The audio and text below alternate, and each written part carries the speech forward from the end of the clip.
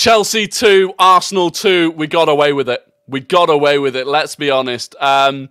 Mixed emotions coming out of it. Real frustration that it is 2 points dropped. Going into that game, I was honest on here. We should win the game. And if we were to drop points, it would be dropped points. From where we were in the game to end up getting a point, you take it. 65 minutes in, 2-0 down, looking like we could play all night long and we wouldn't score a goal. To come from that position and get a draw, relief. So there is this mixed feeling of frustration. I don't really know why we played so badly, but also relief that we managed to fight back and we managed to salvage a point out of it. Now, look, you might look back at this game at the end of the season and it is a point that, helps us win a title. You might look back at it and it's 2 points that cost us the title. Why did we play so badly is the question I just can't really get away from straight off the bat. Firstly, I think massive credit has to go to Chelsea, who I thought were very good, who I thought probably deserved to win the game. Certainly when they were 2-0 up, you couldn't say they didn't deserve it, although the 2 goals were obviously interesting, and we'll talk about that. But we just looked off it. We didn't look as hungry as Chelsea. We didn't look as confident as Chelsea, which was really the bizarre thing. And we didn't look like we knew how to deal with their setup. Now, their setup was interesting. I think Pochettino got a lot of things right, and we'll talk about that in a minute as well. But it just didn't feel like an Arsenal game. From any point in the last 18 months, it didn't feel like an Arsenal game. Didn't dominate the ball. And we've had games where we didn't dominate the ball against like City. But there was a clear plan to not dominate the ball in those games. And it was just bizarre, and I don't really know how to explain it. But look, let's talk about the decisions. The penalty for their first goal, for me, is a joke.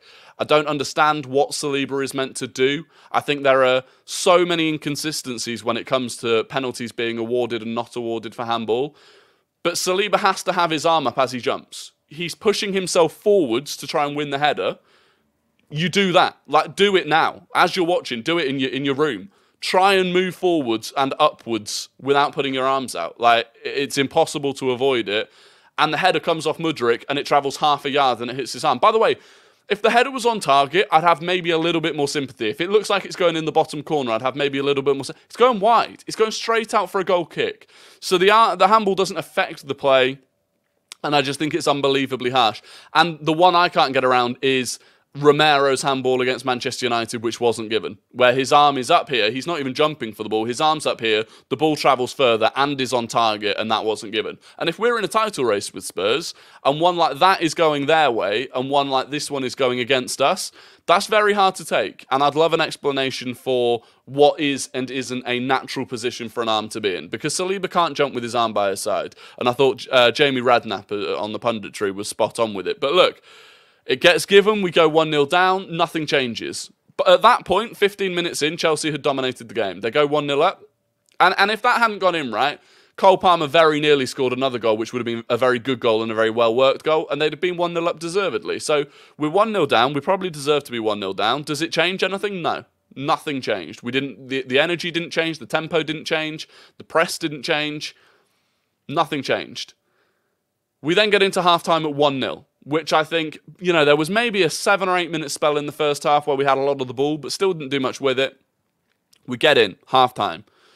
And at that point, in my opinion, Jorginho should have come off. Jorginho wasn't working. And I feel like Thomas Partey can't be fully fit because he didn't play a minute today. And I do not for the life of me understand why. I accepted Arteta's decision to play Jorginho over Partey, but I don't understand why Partey didn't come on at half-time.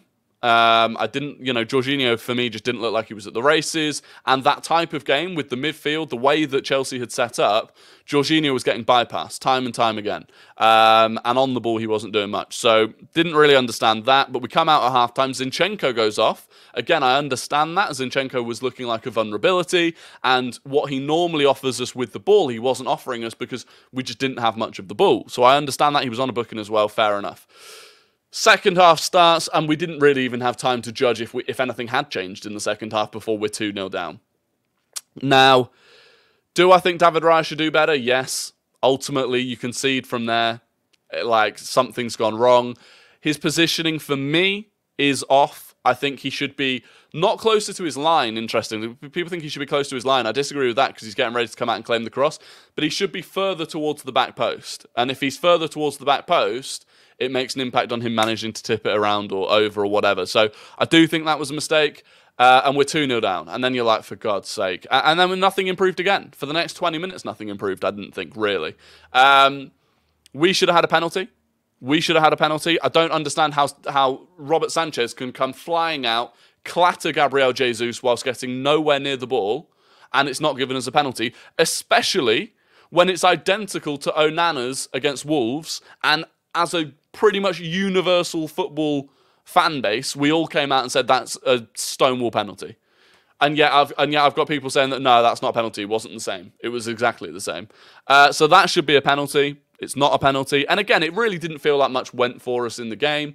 Raya makes another mistake, nearly concedes another goal when he gives the ball to Cole Palmer. And then Robert Sanchez does the exact same thing at the other end.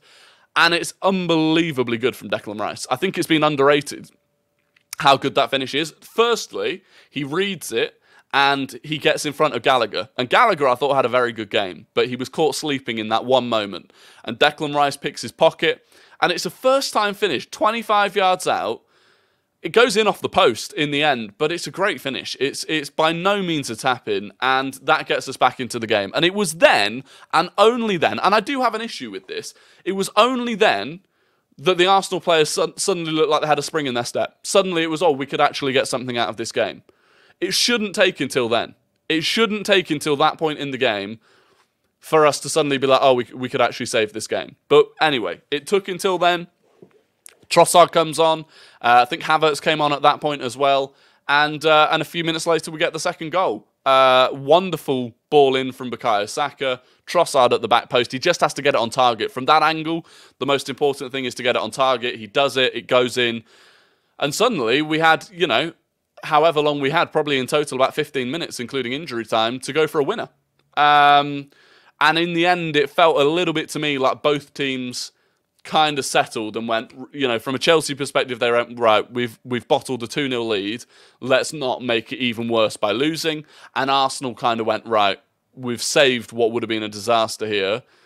Let's not concede and undo that comeback. So not a lot happened after that. And Nketiah, straight after our second goal, had a chance, went just wide, and then there wasn't much else in it. But in terms of Chelsea, where I think they outplayed us, where I thought Pochettino did a very good job, what was really interesting to me was that they had such a high energy, and you've got to commend that, had such a high energy. The structure of their midfield was very good, but one thing they were doing that we didn't seem to figure out how to deal with was out of possession, Conor Gallagher moved up into the front three. Out of possession, Mudryk went wide and sat kind of in front of Saka, almost between Ben White and Saka, covering that ball. And Conor Gallagher moved up into that sort of left forward position and was the one that was pressing. And it worked really effectively for the majority of the game. It really did. And we struggled. We didn't really seem to know how to deal with it. And as a result, I thought that right-hand side, which is normally the best part of our game, that Ben White, Ødegaard, Saka right-hand side, were nullified completely. Let's be real. Nullified completely. Ødegaard, I thought, really, really struggled to get into the game, which is so annoying because I was only arguing the other night that Ødegaard doesn't ghost in big games. And I'm not saying he ghosted in a big game. It's a stupid term, but a big away game, he really struggled today. Jorginho struggled. I thought Declan Rice was the only midfielder that could come away from that game with his head held high.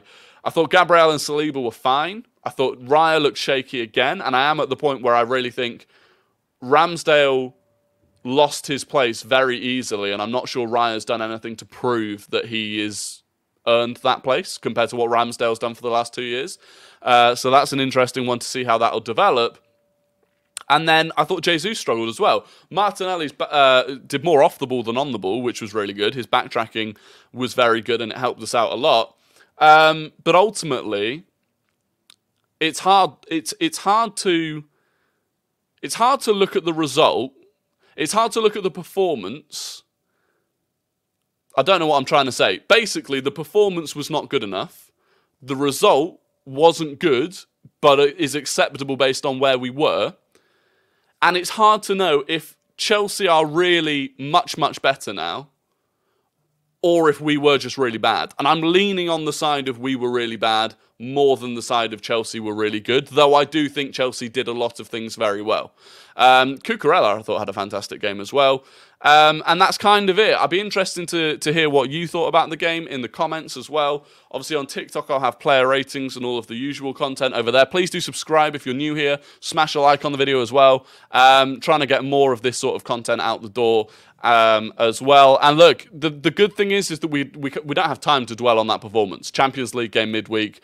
Focus immediately turns to that. Frustrating that after such a big win against City, we've almost, thrown that away. The effect of that result, we've thrown it away now by drawing to Chelsea. But it is what it is. We move on.